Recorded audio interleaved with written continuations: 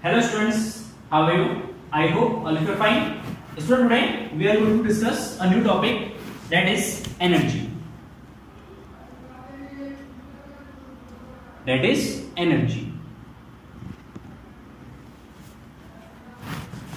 ठीक है, work energy power chapter number 6. इससे पहले वाले फर्स्ट लेक्चर्स में हमने डिस्कस किया था work and types of work and some numericals हमने सॉल्व किए. Part second, lecture number second.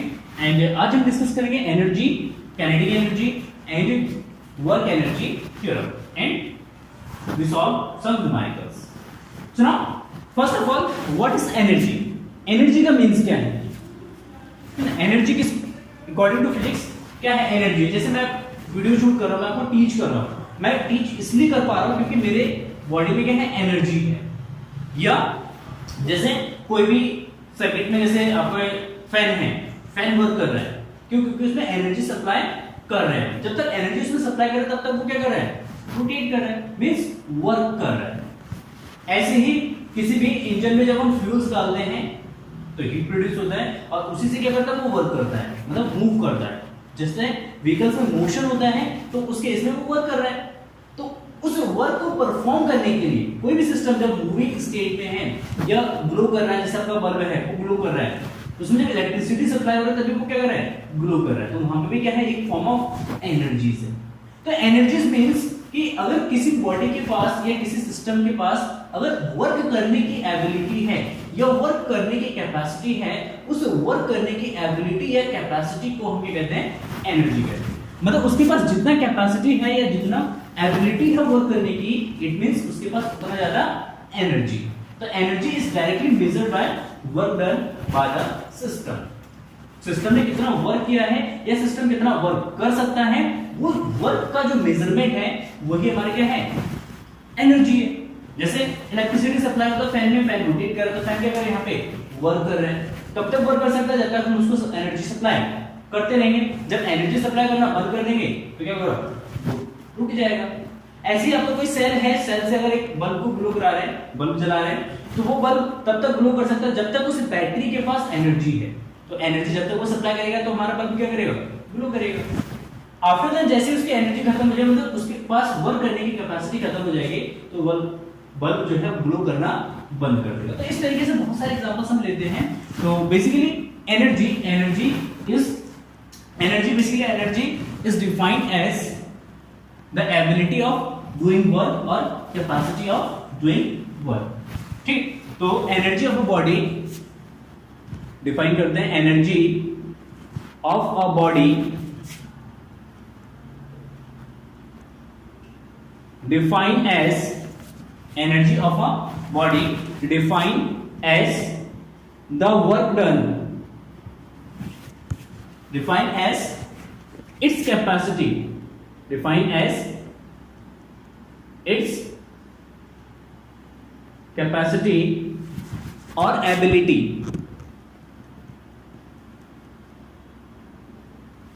capacity or ability to doing work, to do work,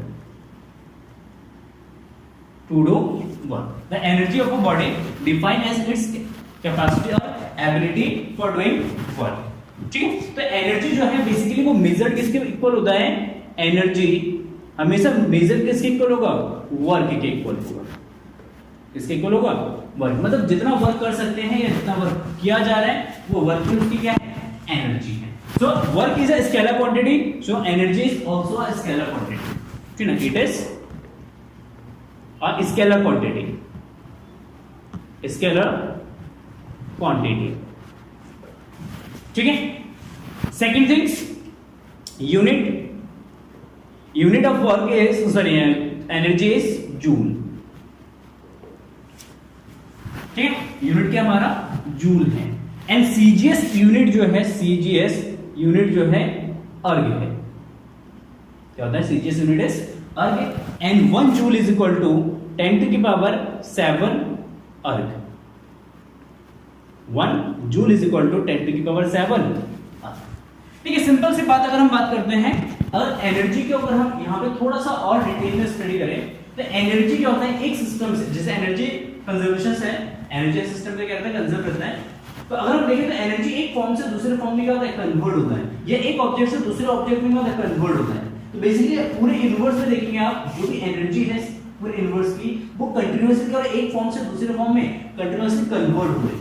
तो अगर एनर्जी एक बॉडी से दूसरी बॉडी में अगर ट्रांसफर करना है, लेट अस सपोज ये बॉडी है और ये दूसरा बॉडी है, अगर इस बॉडी से इस बॉडी को एनर्जी सप्लाई करना है या ट्रांसफर करना है, तो उस केस में या तो इस सिस्टम पे वर्क करना पड़ेगा, क्या करना पड़ेगा, वर्क करना पड़ेगा, या अगर इनके पास टेम्परेचर है तो टेम्परेचर, जब टेम्परेचर होगा तो इनको वायर से कनेक्ट करेंगे, तब ये एनर्जी जो है आपका ट्रांसफर हो सकता है। तो मतलब एनर्जी ट्रांसफर करने के दो तरीके होते हैं हमारे पास, एक वर्क के थ्रू हम एनर्जी ट्रांसफर कर सकते हैं और एक हीट के थ्रू हम एनर्जी ट्रांसफर कर सकते हैं। जैसे आपके एक बैंक अकाउंट से दूसरे बैंक अकाउंट में अगर आपको मनी ट्रांसफर करना है, तो मनी ट्रांसफर कैसे कर सकते हैं, बाय चेक के थ्रू भी कर सकते हैं, बाय आप डिजिटल ट्रांजैक्शन के थ्रू भी कर सकते हैं, गूगल पे, फोन पे, कोई भी डिजिटल ट्रांजैक्शन यूज करते हैं एक अकाउंट से दूसरे अकाउंट तक मनी को ट्रांसफर करने के लिए। सेम यहाँ पे दो चीजें हैं कि अगर एक बॉडी से दूसरी बॉडी में एनर्जी को ट्रांसफर करना है,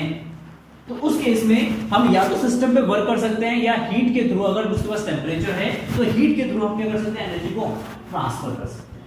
ठीक है, तो बेसिकली अगर हम बात करें तो work is a way to transfer the energy from one system to another system और one body to another body. तो वर्क एक वे है, एक तरीका है जिसके थ्रू हम क्या कर सकते हैं, एनर्जी को ट्रांसफर करते हैं। इसीलिए एनर्जी हमेशा किसके इक्वल होता है, वर्क के इक्वल होता है, कि वर्क जितना करेंगे या जितना वर्क सिस्टम करेगा वही वर्क जो है उसके एनर्जी के इक्वल। ठीक है, so there are many forms of energy. First is mechanical energy.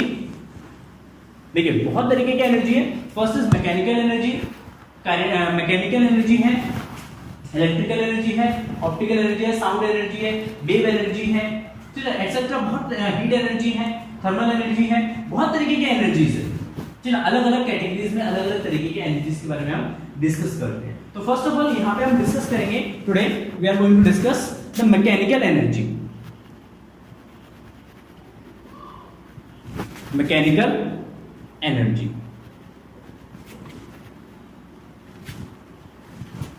ठीक है, mechanical energy. What is a mechanical energy? Mechanical energy क्या है? मतलब किसी भी मैकेनिक्स के थ्रू जो एनर्जी ट्रांसफर हो रहा है, मैकेनिक्स मींस लेट्स से कि अगर कोई भी बॉडी मूविंग स्टेट में है या कोई भी बॉडी अपने डिसऑर्डर स्टेट पे है, अगर कोई भी बॉडी मूविंग स्टेट में, मोशन के स्टेट में है, तो उस केस में उस बॉडी के पास जो एनर्जी होगा वो एनर्जी इसकी मैकेनिकल एनर्जी, ठीक है। या कोई भी बॉडी डिसऑर्डर सिस्टम में है, डिसऑर्डर वे में है, जैसे कोई आपका मान लेते हैं एक स्प्रिंग है, उसको स्ट्रेच कर दिया, तो जब स्प्रिंग को स्ट्रेच करेंगे तो स्ट्रेच वे में उस स्प्रिंग के पास जो एनर्जी है वो एनर्जी उसका मैकेनिकल एनर्जी। तो कोई भी बॉडी जब मूविंग स्टेट में होता है या जब बॉडी अपने डिसऑर्डर सिस्टम में होती है, डिसऑर्डर साइज या शेप में होते हैं, तो उस केस में उस सिस्टम के पास जो एनर्जी स्टोर होता है उसको कहते हैं मैकेनिकल एनर्जी। तो mechanical energy it is defined as the energy produced by the energy produced by the mechanical means, mechanical means is called mechanical energy।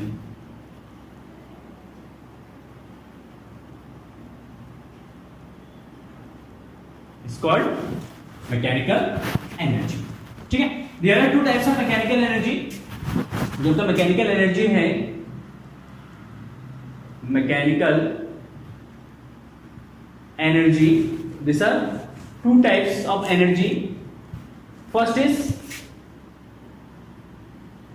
kinetics या kinetic energy and second is potential energy।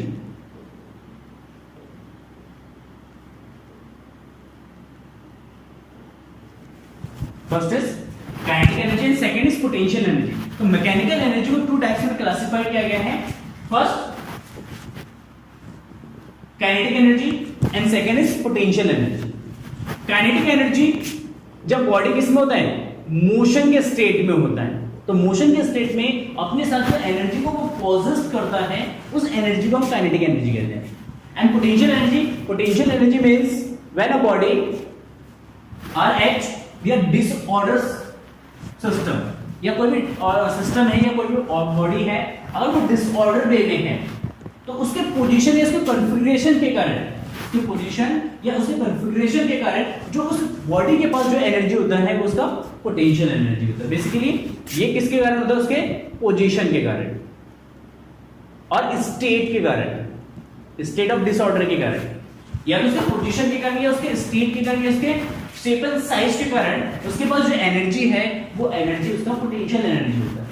Just like this, एक example मैंने बताया कि अगर आप एक spring को stretch करेंगे या एक स्प्रिंग को कंप्रेस करेंगे तो उसके स्ट्रेच पोजीशन में या कंप्रेस पोजीशन में उसके पास जो एनर्जी है वो आपका पोटेंशियल एनर्जी है। या जैसे कोई भी बॉडी को हमने क्या करा, हैंग कर दिया सर्टेन हाइट पे, जब किसी बॉडी को हैंग करेंगे सर्टेन हाइट पे तो उस कंडीशन में उसके पास एक एनर्जी होगी, क्योंकि वहां से रिलीज करेंगे तो वर्क परफॉर्म कर सकता है। जैसे आपका डैम है, डैम में जो वाटर स्टोर्स होते हैं तो उस स्टोर वाटर के कारण या स्टोर्ड वाटर के पास एक एनर्जी है, क्योंकि जब उसको किसी चैनल के थ्रू निकाला जाएगा तो वर्क परफॉर्म कर सकता है। तो उसके पास उस डैम में जो वाटर स्टोर है उसके पास जो एनर्जी है दैट इज पोटेंशियल एनर्जी। तो उसके पोजीशन के कारण या उसके स्टेट के कारण जो उसके पास एनर्जी होता है that is called potential energy. And अगर बॉडी मोशन के स्टेट में मूव कर रहे हैं तो उसके पास जो एनर्जी है वो काइनेटिक एनर्जी होती है। जैसे आपका विंड फ्लो होता है, जब विंड हाई स्पीड से फ्लो होता है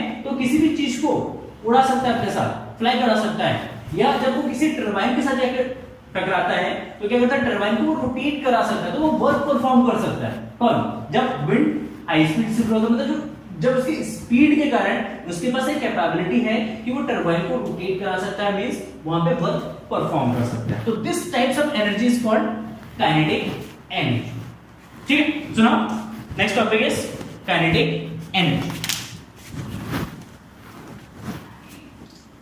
next topic is kinetic energy.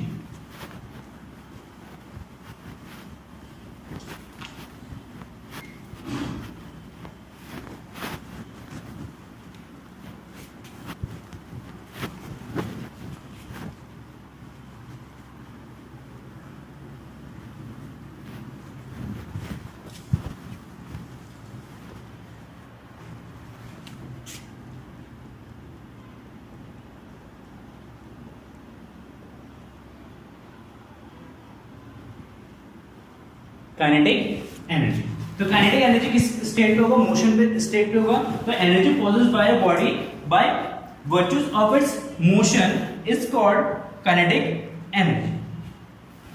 The energy possessed by the body, the energy possessed bye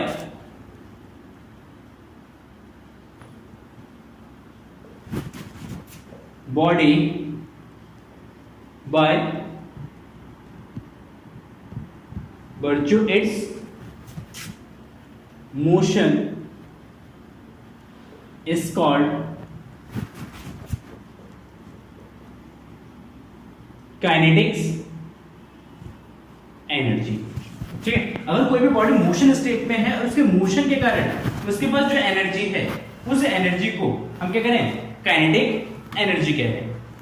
ठीक है, जैसे moving object can do work. Let us से कि अगर यहां पे कोई बॉल है, इस बॉल को हाई स्पीड से क्या करते हैं, मूव करते हैं, तो हाई स्पीड से क्या करते हैं, मूव करते हैं। और यहां पे लेट अस सपोज कोई टरबाइन है, जब वो टरबाइन के साथ जाके क्या करेगा, टकराएगा, तो टरबाइन को क्या कर सकता है, रोटेट कर सकता है। तो उस मूविंग बॉल के पास कैपेसिटी है, इट कैन डू वर्क, ये वर्क कर सकता है। विंड फ्लो है, विंड के पास भी कैपेसिटी है कि वो वर्क परफॉर्म कर सकता है।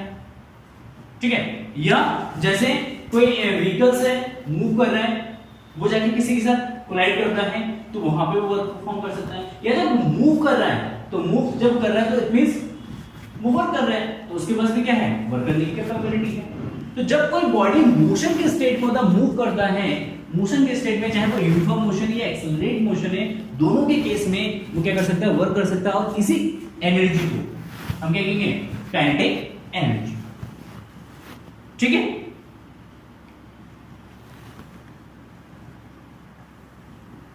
Next expression for the kinetic energy for constant force. Expression kinetic energy का एक्सप्रेशन क्या होता है? देखिए काइनेटिक एनर्जी, अगर कोई भी बॉडी m वेलोसिटी से मूव करता है, सॉरी m मास का बॉडी है, v वेलोसिटी से मूव कर रहा है, तो उस केस में उसका जो काइनेटिक एनर्जी है वो आपको आ जाएगा half of mv square. Kinetic energy k is equal to the half of mv square, that is half of mv square. तो expression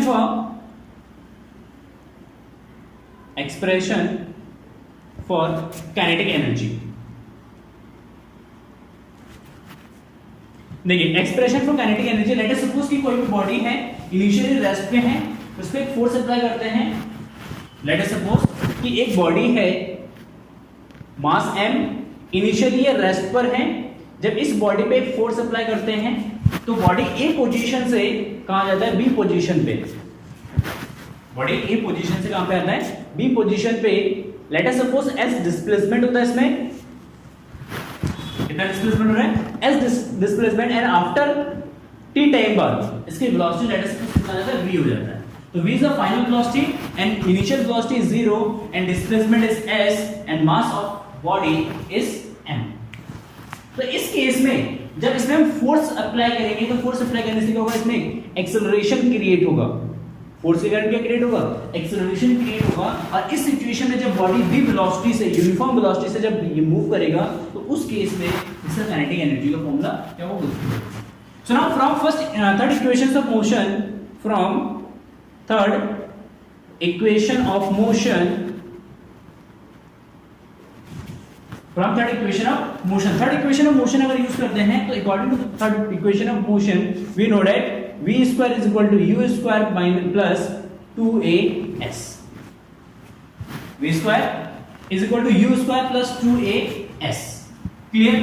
but here u is equal to 0, initially let us suppose body इसमें rest में है तो initial velocity 0 है, then v square is equal to 2as, क्योंकि u कितना जाएगा हमारा? 0, 0 plus 2as, v square is equal to 2as। इस पूरे इक्वेशन को मल्टीप्लाई करते हैं 1/2m से, multiplying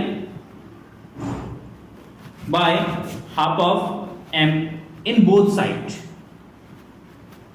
तो both side पे क्या करेंगे? यहां पे हम half of m से मल्टीप्लाई करेंगे। so now we get half of m v square is equal to half of 2as into m, ये हो जाएगा half of m into 2as, 2 से 2 cancel and we get half of mv square is equal to m into a, m into a is equal to f, according to Newton's second law f is equal to ma, तो यहाँ पे m into a, mass into acceleration is equal to what? Force, f into s, and f into s is what? f into s is equal to work, that is work। तो half of mv square is equal to W, and according to definition of energy this work is equal to energy। यहाँ पे ये जो energy है वो किसके, ये जो वर्क है वो किसके इक्वल है? Half of mv square. और ये जो वर्क हो रहा है जब बॉडी मोशन के स्टेट में, जब बॉडी क्या कर रहे हैं? मूव कर रहा है। तो this work is equal to, this work is equal to, this work is equal to kinetic energy, kinetic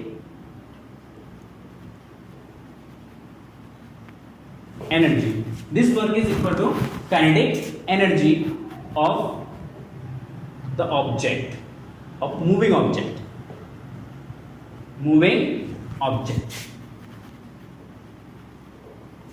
ठीक। this work is equal to kinetic energy of the moving object and k is equal to आ जाएगा, k is equal to half of mv square। ये जो हमारा formula इसलिए kinetic energy के लिए simple सा derivations है, बस आपको यूज करना है third equation of motion use करना है, कंडीशंस रखना है, इनिशियल कंडीशन कि इनिशियली लेट अस सपोज कि body are at rest, so initial velocity of the object is equal to 0 and final velocity of object is V, and let us suppose when we apply a force on this object, a acceleration is produced on it. Acceleration होगा. Let us suppose body t time में s displace हो रहा है, तो उस condition में third equation of motion v square is equal to u square plus 2as and u को 0 substitute कर देंगे, then v square is equal to 2as and यहां पे मल्टीप्लाई करेंगे बाय हाफ ऑफ m से. जब इसको हाफ ऑफ m से मल्टीप्लाई करेंगे then we get half of mv square is equal to half of m into 2as and 2 से 2 cancel हो जाएगा. तो m into a is what? f into s and f into s is equal to work and work is equal to energy. Work जो है हमेशा किसके equal होगा? Energy के इक्वल होगा. और यहां पे काइनेटिक एनर्जी होगा K is equal to half of mv square. Unit is joule. Unit is joule. Clear? तो ये काइनेटिक एनर्जी के लिए क्वेश्चंस है क्या? Now kinetic energy by calculus method. अगर कैलकुलस मेथड से इसको सॉल्व करना है तो कैलकुलस मेथड से भी हम इसको निकाल सकते हैं. ये आपका मैथमेटिकल मेथड था एंड कैलकुलस मेथड से भी हम इसको ड्राइव कर सकते हैं. Now let us see how. आप किसी भी मेथड से इसको ड्राइव कर सकते हैं. मैथमेटिकल मेथड से भी ड्राइव कर सकते हैं, कैलकुलस मेथड से भी इसको ड्राइव कर सकते हैं. So now calculus method.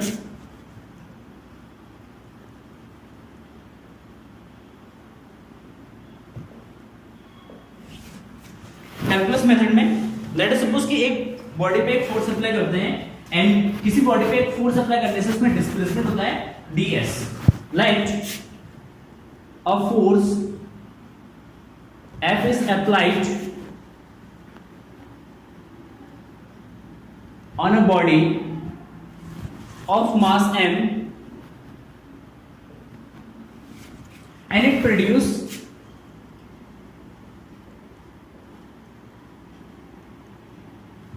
ds displacement.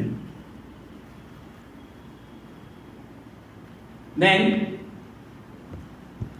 Work मतलब किसी बॉडी पे जिसका मास m है उस पे F फोर्स अप्लाई करते हैं और F फोर्स अप्लाई करने से उसमें ds का इनिशियली ds का डिस्प्लेसमेंट होता है. देन अगर ds बहुत ही स्मॉल सा डिस्प्लेसमेंट है, अगर ds डिस्प्लेसमेंट हो रहा है तो उस केस में एक स्मॉल वर्क डन होगा that is dw. That is dw and dw is equal to F dot ds. F dot ds. So small work done dw is equal to F into ds and F into ds. There F ds cos theta. Let us suppose कि जिस direction में body पे force लगा है उसी direction में body displace हो रहा है.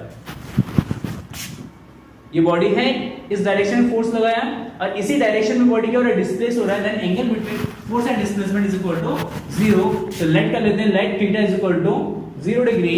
Then f dot ds cos 0 and cos 0 का वैल्यू हो जाएगा आपका 1.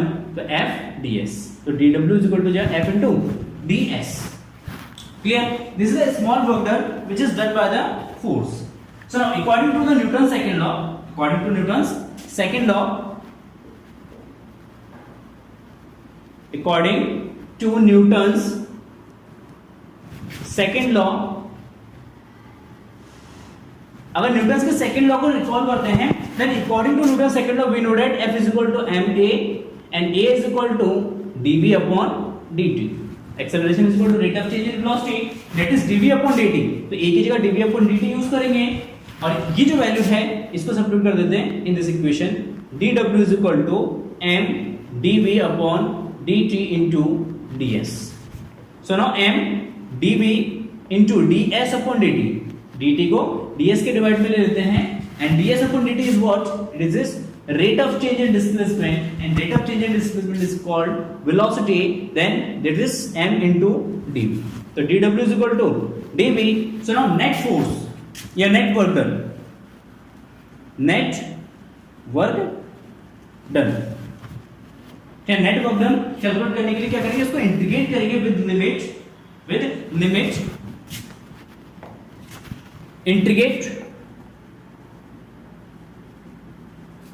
integrate both side with limit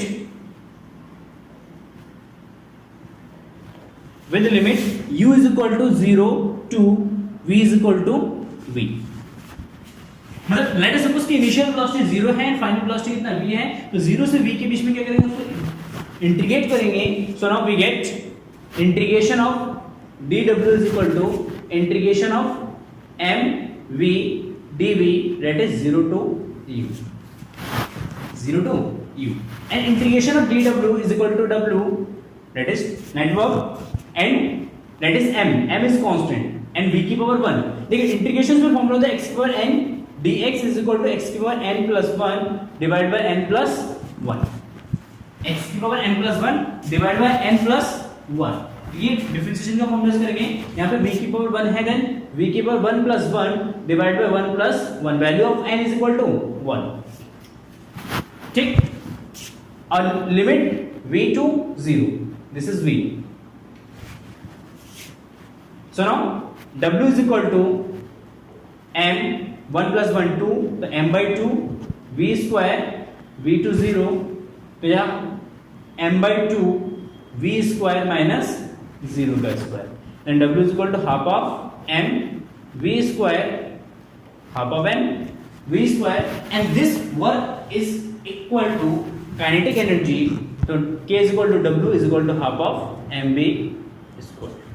तो कैलकुलस मेथड से भी काइनेटिक एनर्जी के इक्वेशंस को क्या कर सकते हैं, फॉर्मूलास को ड्राइव्स में कर सकते हैं, ठीक। k is equal to half of mv square, clear. So now next, ये तो क्या आपका कैलकुलस मेथड, हमने काइनेटिक एनर्जी पढ़ लिया। अब देखते हैं relation between kinetic energy and momentum, kinetic energy and momentum, because अगर किसी बॉडी में फोर्स लगा रहे हैं तो वर्क हो रहा है, अगर वर्क होगा तो उसका मोमेंटम भी क्या होगा, चेंज होगा। अगर मोमेंटम चेंज हो रहा है तो उसके पास काइनेटिक एनर्जी है, काइनेटिक एनर्जी भी है, उसके पास मोमेंटम भी है, तो it means kinetic energy and momentum में एक रिलेशन होगा, कोई ना कोई एक रिलेशन होगा। क्या रिलेशन है वो देखते हैं। So now next heading is relation between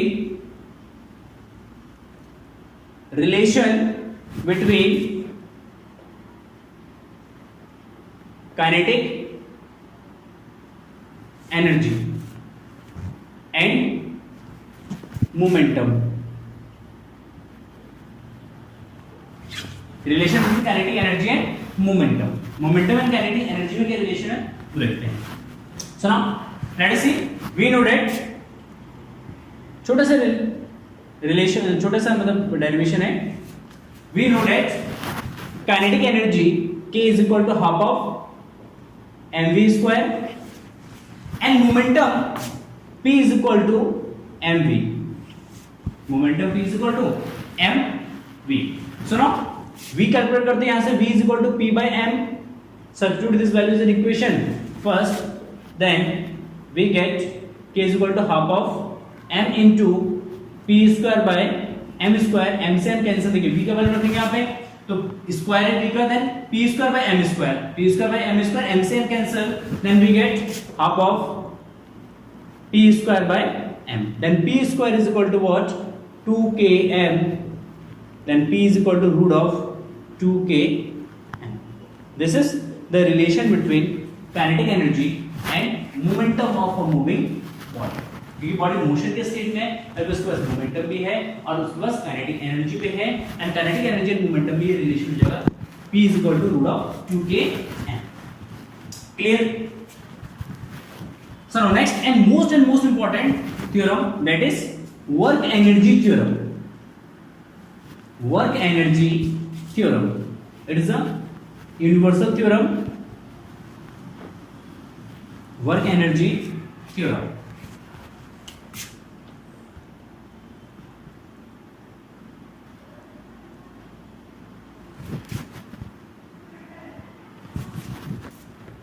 work energy theorem।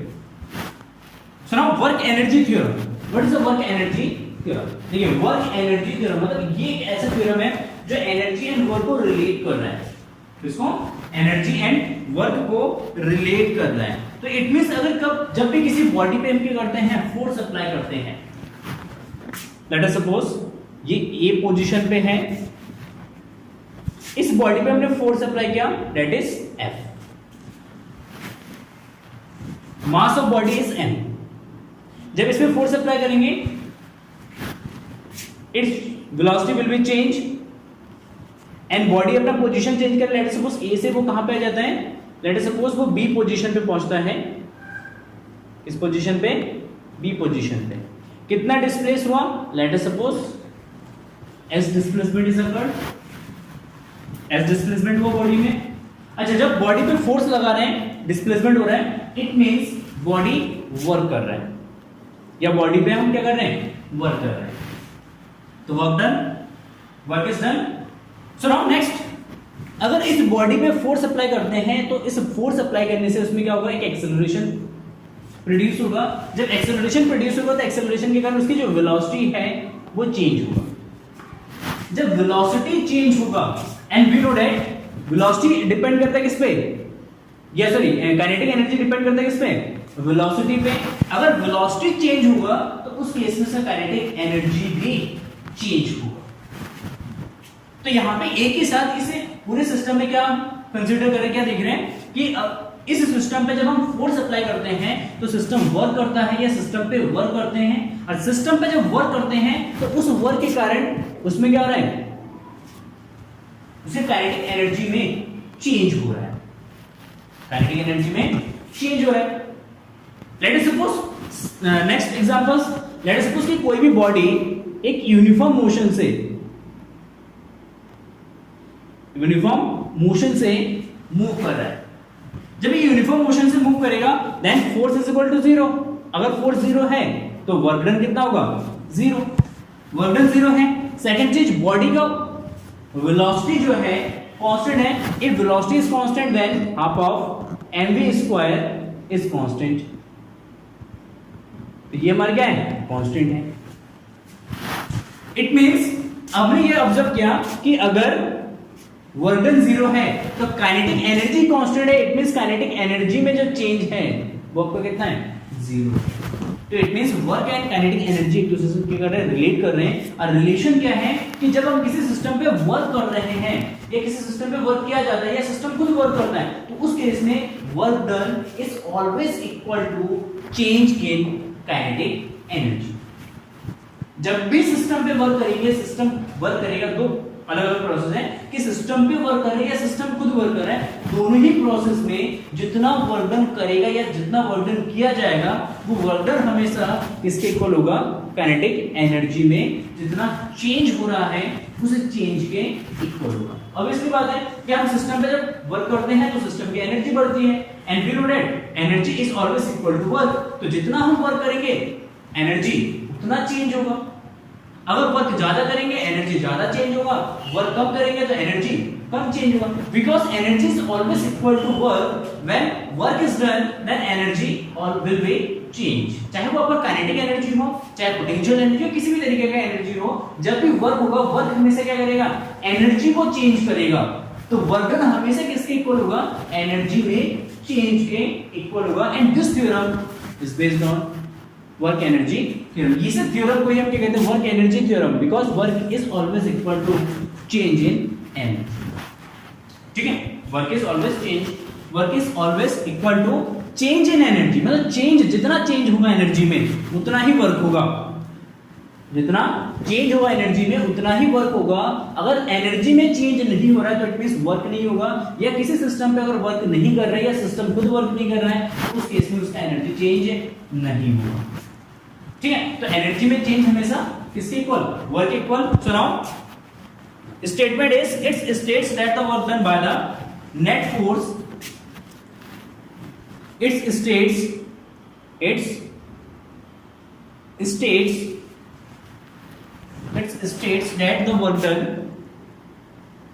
that the work done by the net force on a body, net force acting on a body, by the net force acting on a body is always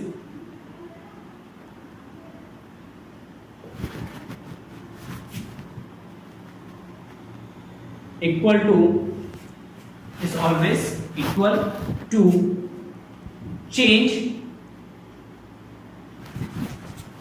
in kinetic energy.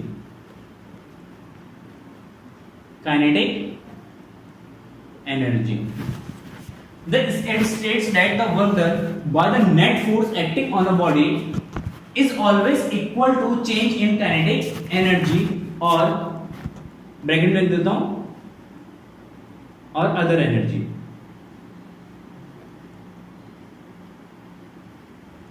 ठीक है ना.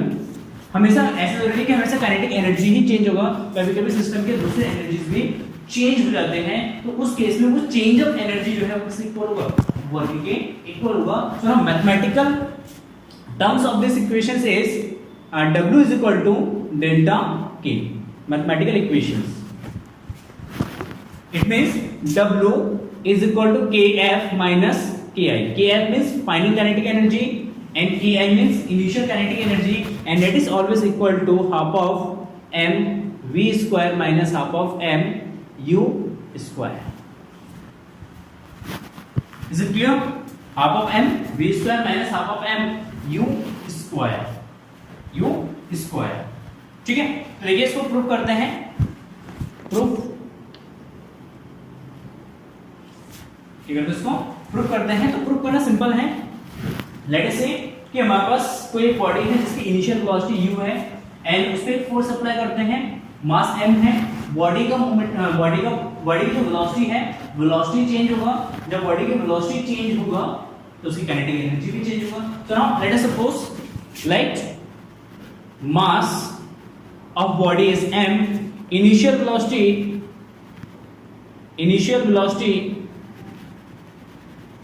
is u, final velocity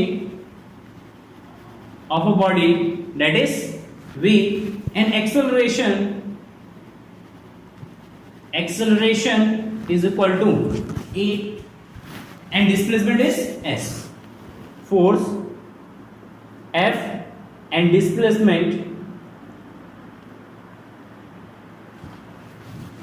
s. मतलब इसको पूरा अगर summarise करते हैं कि किसी बॉडी का मास m है, उस पे F फोर्स अप्लाई करने पे लेट अस सपोज उसके पास इनिशियल वेलोसिटी u है, F फोर्स अप्लाई करता है, एक्सेलरेशन पीरियड होता है. एक्सेलरेशन के कारण उसकी वेलोसिटी चेंज होता है. जब वेलोसिटी चेंज होता है तो अपना पोजीशन चेंज करता है, और जब पोजीशन चेंज करता है तो लेट अस सपोज कितना डिस्प्लेस होता है, उसमें s डिस्प्लेसमेंट होता है. जब वो s डिस्प्लेस होगा then from third equations of motion, from third equation of motion, देखिए third equation of motion, v square is equal to u square plus 2as, then we get v square minus u square is equal to 2as. So now divided, multiplying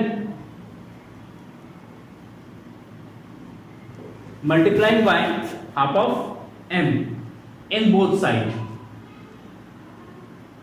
same derivation है, both side क्या करेंगे, m से multiply करेंगे, then we get half of m v square minus half of m u square is equal to half of m into 2as. 2 से 2 cancel and half of m v square that is kf final kinetic energy minus half of m u square that is initial kinetic energy is equal टूmas. और ये जो हमारा change in kinetic energy, final kinetic energy minus initial kinetic energy, that is change in kinetic energy delta k is equal to ma. ma is equal to what, according to Newton second law, that is f as f into s is equal to work, तो delta k is equal to work. Delta k is equal to work.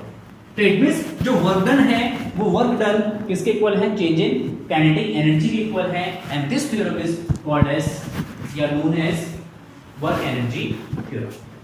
Work energy theorem. Clear? So now work energy theorem from a variable equations या variable force. Variable force अगर किसी body पे apply हो रहा है, variable force means force which change with time. ऐसा force जो with time के रिस्पेक्ट में क्या हो, चेंज हो, तो ऐसे फोर्स को वेरिएबल फोर्स कहेंगे. अगर किसी बॉडी पे वेरिएबल फोर्स होता है, वेरिएबल फोर्स अप्लाई हो रहा है, तो वेरिएबल फोर्स जो है उस पर वर्क करेगा और वर्क करेगा तो उसकी एनर्जी चेंज होगी, तो उसके लिए वर्क एनर्जी थ्योरम प्रूव करते हैं। So work energy theorem for work energy theorem for variable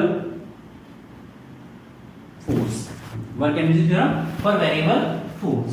सुनो, लेट अस सपोज किसी बॉडी पे एक फोर्स, वेरिएबल फोर्स एक्ट होता है। लेट अस सपोज एक बॉडी पे एक वेरिएबल फोर्स एक्ट होता है। Variable force is acting on a mass of m।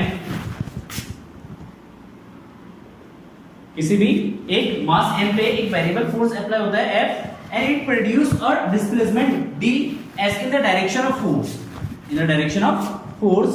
So now displacement is equal to ds in the direction of force, in direction of force, मतलब force के direction में ही क्या हो रहा है, डिस्प्लेसमेंट हो रहा है, ठीक है। देन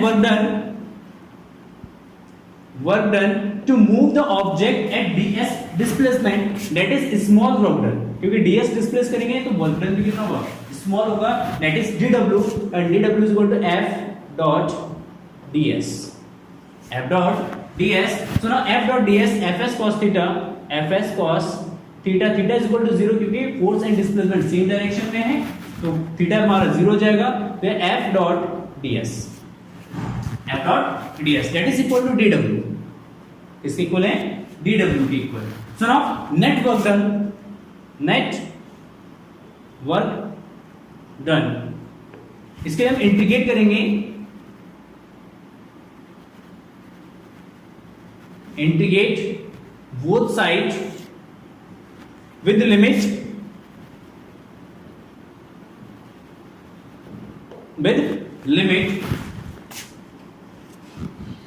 सॉरी यहां पे एक चीज और लिख लेते हैं इसको, इसके बाद लिख लेते हैं यहां पे dw is equal to, now force F is equal to what, ma ds, then ma is equal to dv upon dt into ds, acceleration is equal to gv upon dt. So now m dv into ds by t, and ds by t is what, rate of change in displacement, and it is equal to velocity. So m into v into dv, m into v into dv, that is small work done dw. तो इसी को integrate करेंगे, इसी equations को integrate करेंगे in both side with limit initial velocity, initial with limit initial velocity u and final velocity that is v। मतलब इसको integrate करेंगे लिमिट के साथ, इनिशियल वेलोसिटी ले लेंगे u एंड फाइनल वेलोसिटी ले लेंगे v। So now integration of dw is equal to, integration of dw is equal to integration of u to v m v dv, m v dv। So now m, ठीक है, dw का integration w हो जाएगा, that is net work या total work, और m यहाँ पे constant है, m को इंटीग्रेशन से बाहर लिया जाता है, हमेशा कांस्टेंट टर्म्स को इंटीग्रेशन से हमेशा क्या लिया जाता है, बाहर लिया जाता है, और यहाँ पे v into dv का इंटीग्रेशन करेंगे, then we apply a formula x की power n of dx is equal to x की power n plus 1 divide by n plus 1। तो पावर का जब 1 ऐड ऑफ हो जाएगा तो यहाँ पे v की पावर है आपका 1, तो that is equal to m into v की power 1 plus 1 divide by 1 plus 1 v2u, that is equal to w is equal to m, w is equal to m, and v 1 plus 1, v की power 1 plus 1 it means it is v square, and 1 plus 1 it is 2, तो 1 m by 2 v square v2u। So now m by 2 that is v square minus u square, multiply कर देना, then half of m v square minus half of m u square, and half of m v square, that is kf, final kinetic energy, and this is initial kinetic energy, and that is change in kinetic energy, then w is equal to we get delta k। ये जो हमारा work है done, clear. तो ये हो गया work energy theorem from a variable force. Variable force के लिए डेरिवेशन दिया, सिंपल सा डेरिवेशन, जैसे हमने काइनेटिक एनर्जी का डेरिवेशन किया था सेम यहाँ पे, बस काइनेटिक एनर्जी में हमने कंडीशंस लगा दी कि इनिशियल वेलोसिटी 0 है। वर्क एनर्जी थ्योरम में हम इनिशियल वेलोसिटी को क्या ले लेंगे, यू ले लेंगे, बाकी से सारी चीजें सेम। क्लियर?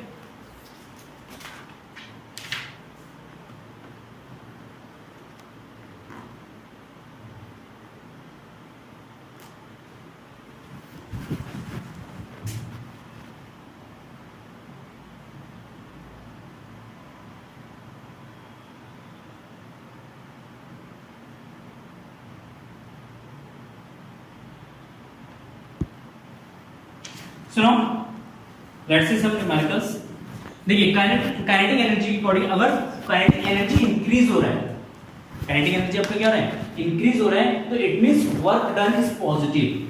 अगर आपका काइनेटिक एनर्जी डिक्रीज हो रहा है तो it means work done is negative. Kinetic energy increase होगा तो वर्क डन पॉजिटिव होगा, काइनेटिक एनर्जी डिक्रीज होगा तो it means work done negative होगा। तो अगर सिस्टम पे वर्क करेंगे, कोई भी सिस्टम है, उस सिस्टम पे अगर हम वर्क करते हैं तो उस केस में वर्क डन जो है आपका पॉजिटिव होगा। अगर सिस्टम खुद वर्क करता है, जैसे कि स्प्रिंग है, स्प्रिंग को स्ट्रेच कर दिया, तो स्ट्रेच करने के लिए हमने क्या किया, वर्क करा। जब स्ट्रेच करेंगे तो वहां पे वर्क डन पॉजिटिव होगा। जैसे स्ट्रेच करके छोड़ देंगे तो स्प्रिंग खुद ही क्या जाएगा, अपनी पोजीशन में जाएगा। तो जब वो खुद अपनी पोजीशन में आएगा तो सिस्टम मतलब स्प्रिंग ने खुद वर्क किया है तो वर्क डन क्या होगा आपका, नेगेटिव। Is it clear? तो यहाँ पे एक चीज आप लिख लेना, when kinetic energy is increased then work done is positive, when kinetic energy is decreased then work done is negative. Clear? So now next let us see some numericals which is based on work energy theorem.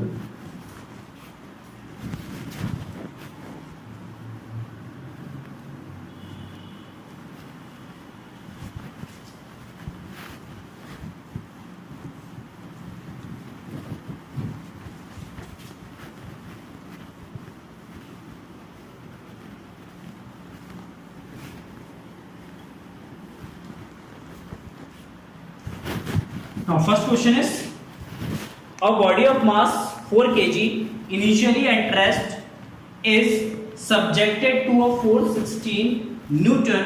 What is the kinetic energy acquired by the body at the end of 10 seconds? क्या कह रहे हैं कि एक body है जिसका मास 4 kg है, उस पर 16 न्यूटन का फोर्स अप्लाई कर रहे हैं, तो कह रहे हैं कि 10 सेकंड बाद बॉडी कितना एनर्जी, काइनेटिक एनर्जी एक्वायर करेगा, वो कैलकुलेट करना। So now we have given mass is equal to 4 kg and force is equal to 16 Newton, then acceleration A is equal to F by m according to Newton second law, क्योंकि F is equal to क्या होता है, ma, तो यहाँ से A निकालेंगे m से divide में, तो F upon m that is 16 by 4 divide करेंगे 4 मीटर पर सेकंड स्क्वायर। ठीक है ना? टाइम इज गिवन 10 सेकेंड, तो जब एक्सेलरेशन इसमें 4 मीटर पर सेकंड स्क्वायर का होगा तो इसमें एक एक्सेलरेशन है, जब एक्सेलरेशन है तो उसकी वेलोसिटी इंक्रीज होगा, तो वेलोसिटी कितना इंक्रीज हुआ है उसके लिए सबसे पहले वेलोसिटी निकालते हैं, और इनिशियली बॉडी रेस्ट पे है, तो जब इसका इनिशियल वेलोसिटी कितना 0, then from first equation of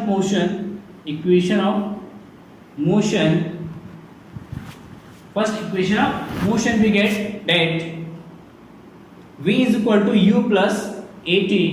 So now u is equal to 0, a is equal to 4 into t is equal to 10, that is 40 meter per second. v is equal to 40 meter per second. Then kinetic energy k is equal to half of m v square, then half of m is equal to what, m is equal to 4 into v is equal to what, 40 का square, 4 को 2 से divide करेंगे, that is 2 into 40 का square, 40 1600, तो multiply करेंगे तो 16 to 32 00 joule. मतलब वो जो बॉडी है वो बॉडी है 1600 जूल एनर्जी को क्या करेगा, एक्वायर करेगा। क्लियर? सुनो, let us see next question. A bullet weighing 10 gram is fired.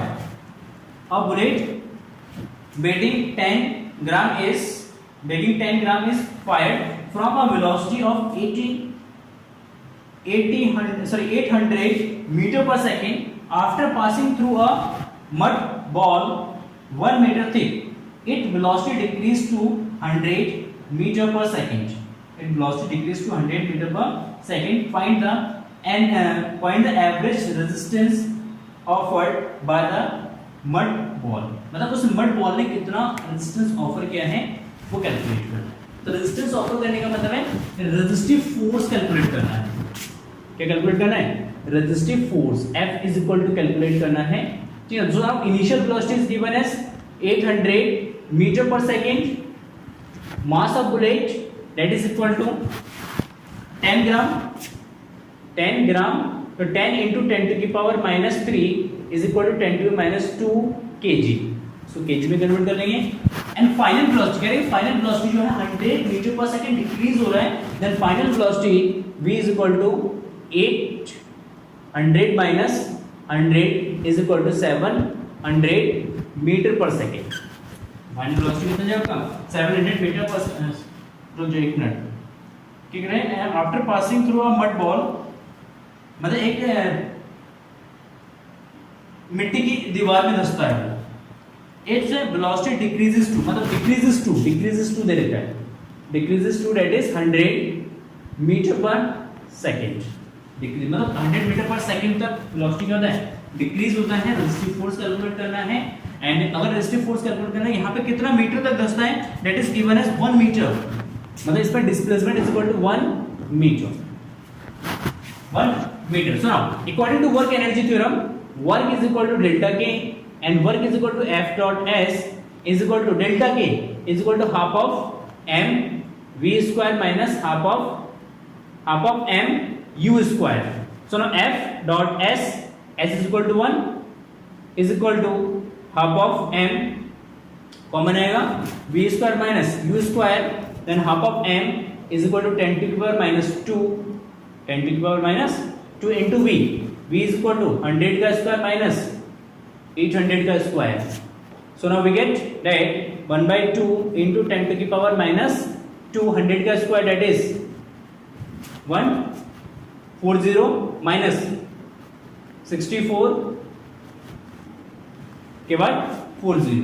इसमें से इसको माइनस करेंगे तो यार माइनस का 63 तो माइनस का 63 इंटू 10 टू की पावर 4 डिवाइड बाय 2 इंटू 10 टू की पावर मान लीजिए 40 है ना 64 में से 1 सब्ट्रैक्ट करेंगे तो 63 हो जाएगा एंड 40 है तो 10 टू की पावर 4 हो जाएगा एंड ये जो माइनस का 63 बाय 2 इंटू 10 टू की पावर 2 न्यूटन. नेगेटिव फोर्स है, force is negative, it means this force is resistive force क्योंकि वो मोशन को क्या कर रहा है? रेजिस्ट कर रहा है. This is resistive force. Is it clear? I hope clear होगा and thank you for watching this video. Have a nice day. Bye bye.